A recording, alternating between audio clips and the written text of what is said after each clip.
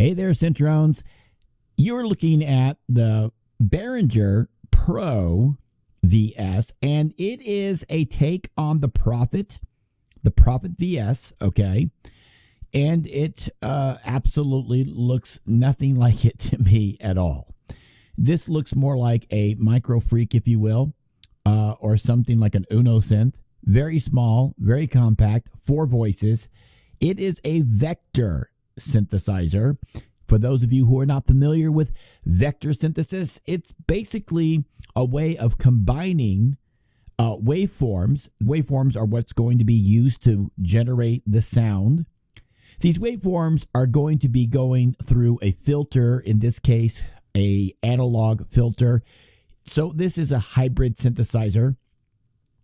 The filters are probably going to be today's version of the Curtis filters. I'm not a huge fan of Curtis filters. I don't always like the sound of a Curtis filter. To me, and this is just my ears talking, they sound a little flat, a little dull, but that's just me. I like different types of filters, like what comes on the OB6 or the Prophet 6. Those are nice filters for sure. But the original had Curtis filters from yesteryear.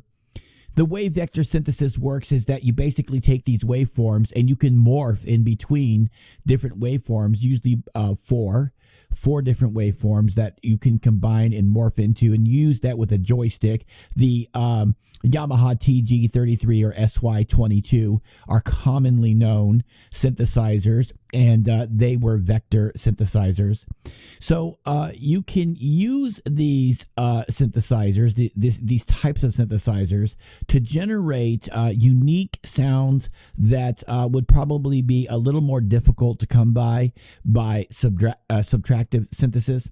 And so you can get very creative with vector synthesis. My major complaint here is I am grateful to Behringer for making this $99 synthesizer that takes after the Prophet VS, but really, it would have been great to have the full-featured keyboard as an option, and I'm hoping that they're going to go that route. One of the things I've been complaining about with Behringer is we're not seeing enough full-size keyboards for people that really want to enjoy the full experience of these vintage synthesizers. Not to say that they don't have keyboard versions of some of these synthesizers that they're trying to clone, but honestly, these modules and these little compact synths, they're great space savers and they're money savers.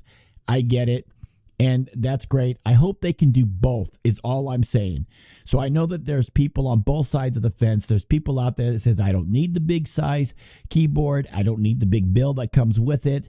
And then there's the people that say, I want the full package. I'm kind of on the fence about, look, if I want something that needs to save space, I know where to find it, and it's nice to have those options.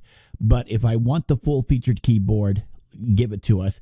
And so I've already heard a complaint or two about this has got to be a joke. You really can't capture the beauty and the essence of this synthesizer unless you expand it into the full-size box that it originally was presented in. So I can see that point as well. But on the other hand, on the other side of the fence, I can understand that people really want to save space. They don't want to spend a whole lot of money. And I understand that Behringer really wants people to afford every single one of their synthesizers. And I don't mean just one of them, but Behringer would like for people to be buying all of their synthesizers. So I get why they're doing the modules and have done the modules. I get that. I just did a video today about the UBXA desktop version, and they're going to make a full-size keyboard of that as well.